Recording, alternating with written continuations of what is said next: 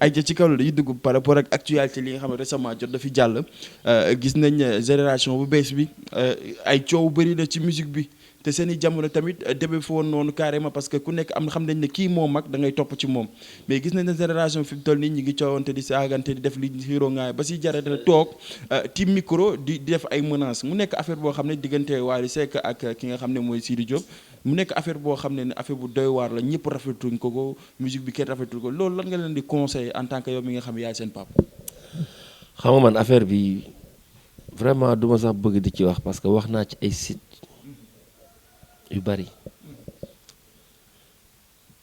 est-ce que nouvelle génération bi dañ fee dàqaway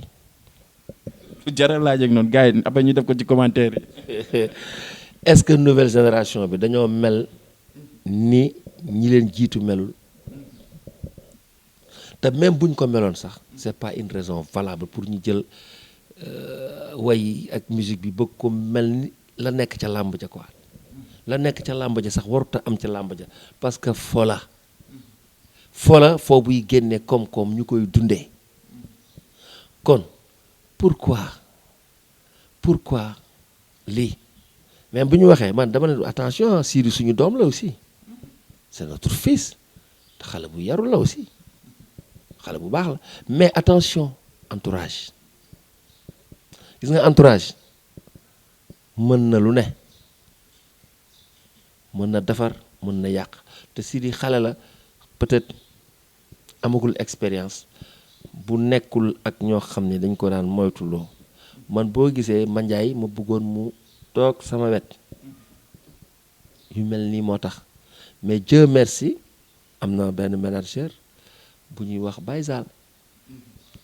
bon bi affaire bi xewee woo naa ko woowu ma Mandiaye de moom laa woo laaj ko mu expliquer ma lim ma wax ay nopp mën na ko dégg man ko kon gérer ko. ci kaw loolu Mandiaye Seck moom jot na plainte ki nga xam ne mooy Sidy Diop si ay affaires yoo xam ne ay détails la ci biir Almadi. waaw loolu xam nga man fekkewu ma ko te bu ma ko yëgoon du am kon damay woo Sidy woo Mandiaye ñoom ñëpp samay doom lañ ñu waxtaan parce que man Mandiaye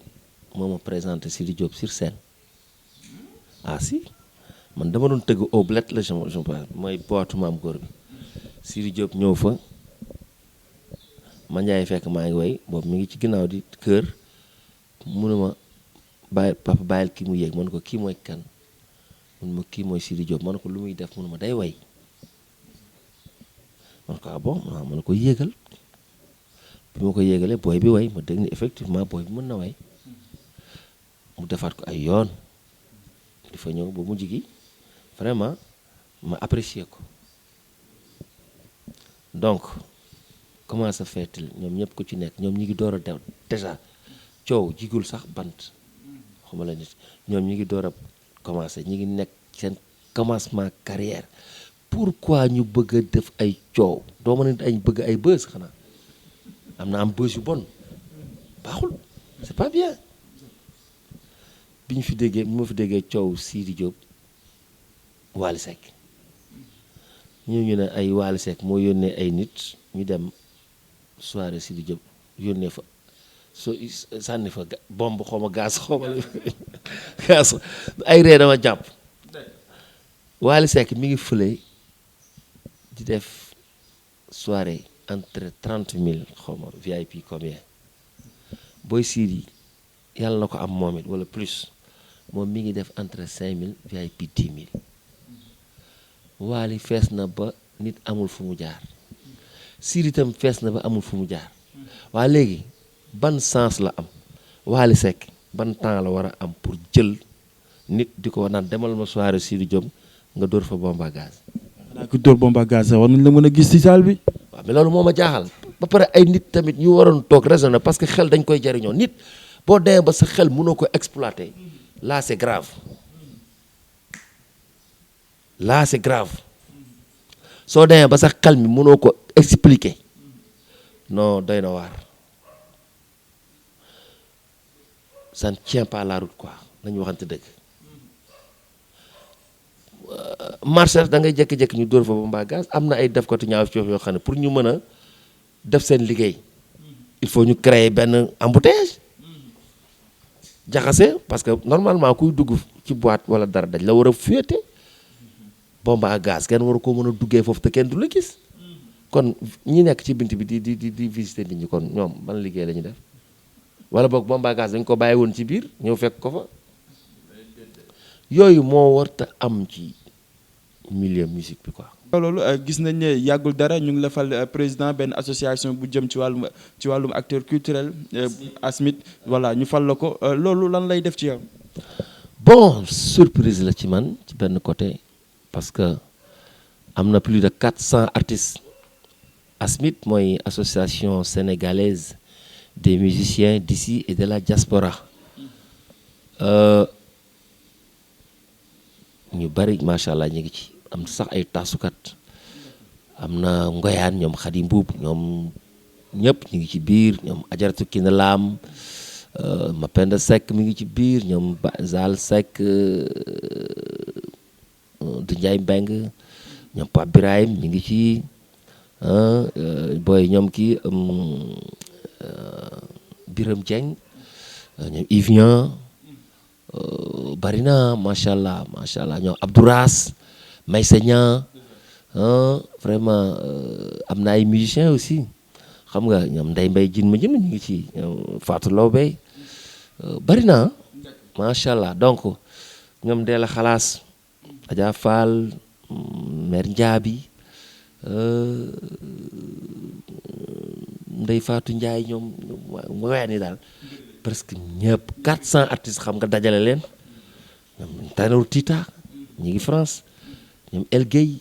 ñoom Aline Guissé Canada Aline Guissé Amérique Mass Ndiaye Allemagne ñooñu ñi nga gëj dégg ñu bëri ñoom Malle Mbaye ñoom ñëpp macha allah te ñu mën a way xam nga artistes yi dañu bëgg a jël nag seen destin quelque part en main parce que nit ñi da ngay gis artiste bu fi nekk ba màgget wala mu feebar ñu koy ketal nga gis artiste bu am talent ba dooleem jeex te réalisé wul dara artiste mën a way wala mu mën a fecc mbaa mu mën a tëgg mbaa mu mën a taasu am talent bu wóor te malheureusement désorganisation totale am ba nga xam ni aar bi mu def ba màgget baa mu néew doole baa mu feebar mënu ko yor mënu ko faj c'est pas bien parce que bu ñu dee créer ay droits d'auteur droit yooyu 50 ans après ta mort sa famille dañ koy fayeeku kon loolu du lu ndaw mais protection bi moo des fi mu ne ñi ngi pirater kenn ñemeetul génnee pratiquement wala boo génnee da ngay dem vers les pirates di wax ak ñoom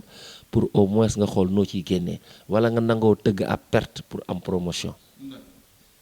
donc ASMIT dafa jóg pour loolu ASMIT jógul pour xeex wala pour xuloo parce que association yi am nañ bari nañ dama lay expliquer pourquoi demuma woon ci marche bi nag parce que marche bi c'était paradoxal que man ma nekk président parce que am na yeneen président association yu fa nekk mais ñooñu toogaguñu ak état waxaguñu ak état amaguñu këyit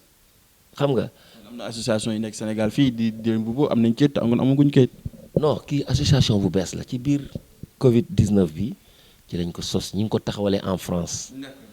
par Cheikh Diakhaté xam nga Cheikh mooy l'initiateur ànd ak ñoom Tanor Tita El Gueye xam nga Maysa Niang ñeneen ñoom Aline Guissé xam nga Mass Ndiaye ñëpp macha allah ñooñu nag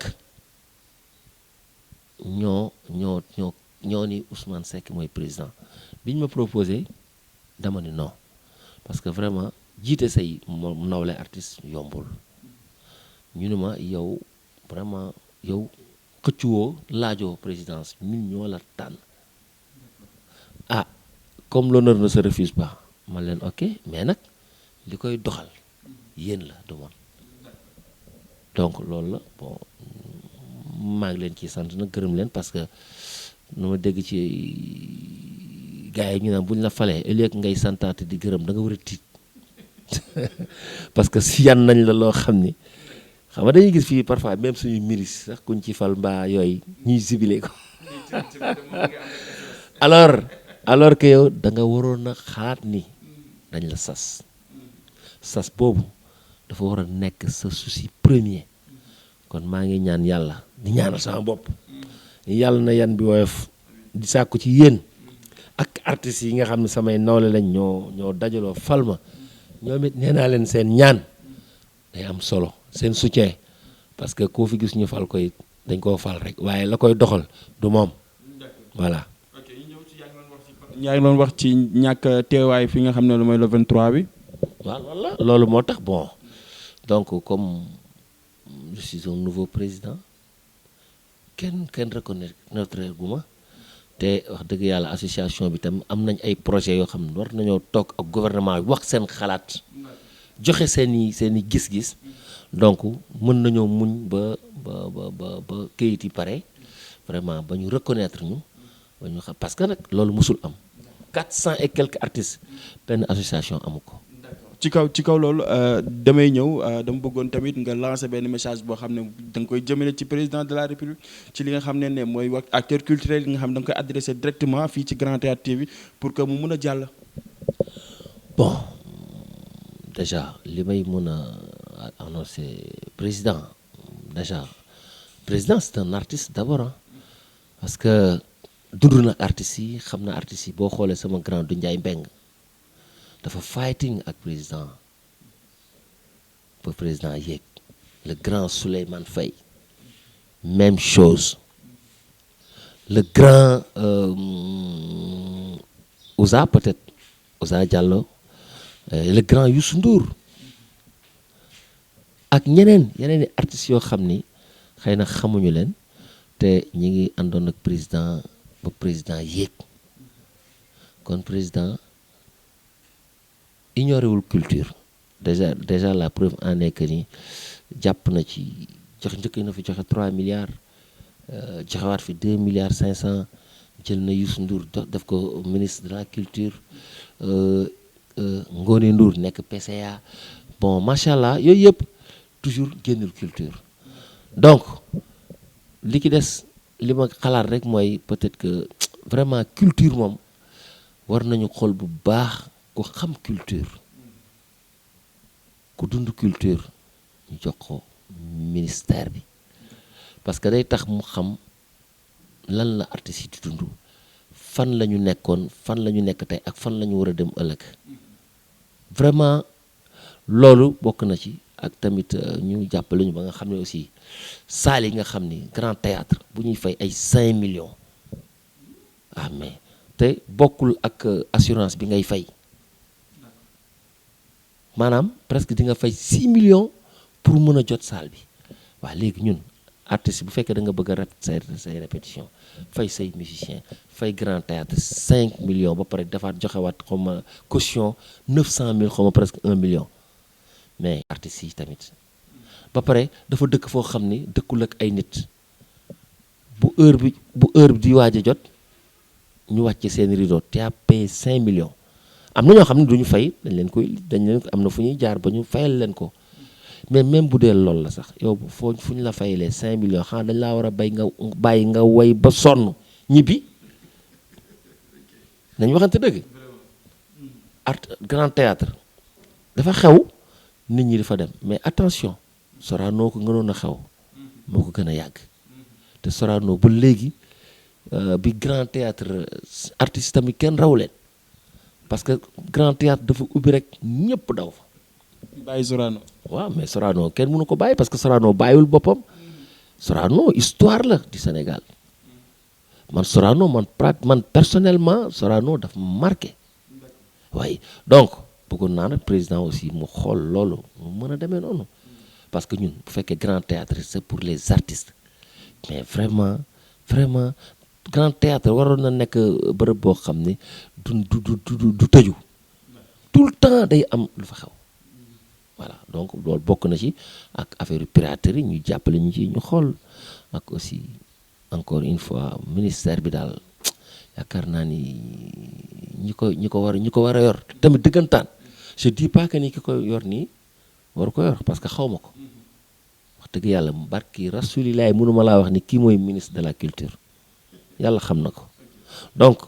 dafa nekk loo xam ne rek lu ma yàgg xool la pourquoi yenn artistes yi di souffrir pourquoi yenn artistes yi di feebar ñu leen di ketal pourquoi yenn artistes yi di dem ba faatu dafa un ministre de la culture dafa war a topp culture en général du rek way wala non mais culture en général voilà. ay ca mu ngoog gars yi xam naa ne du ma ne ko ñu bàyyi la nga tàggatoo bu baax parce que am na tàggatoo français bi ma mujjee woon wax fii maag moom métti woon na trop dootuma ko defati dama nag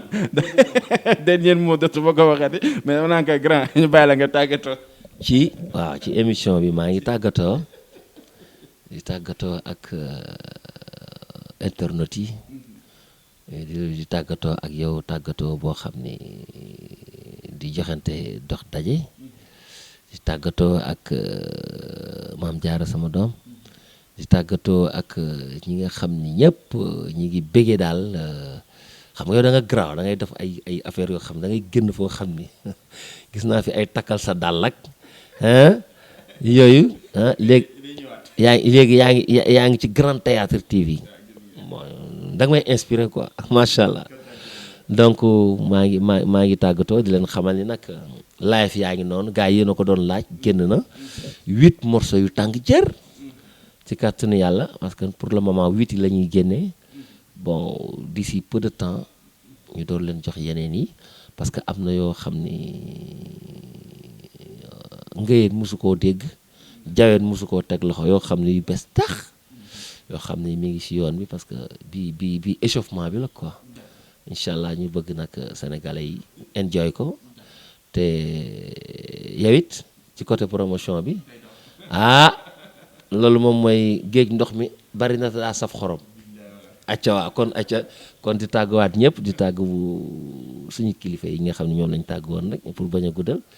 di tàgguwaat waa Ousmane yëpp di leen encourager encore une fois di féliciter sama doom aussi Koura Fall moom it mook CD bu bees bi ñoo bokk anniversaire ndax moom dama ko jël def ko sama manager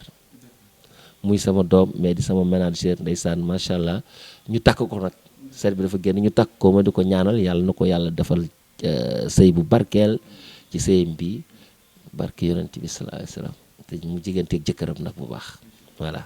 ay ca bu nga gars yi man sama tàggatoo lu simple la xam ngeen ko dañ leen bés bouton rouge bi ñu abonné waaw ñu waxal ñu daat beneen invité man loolu rek laay tàggatoo gars yi jaajëf waay.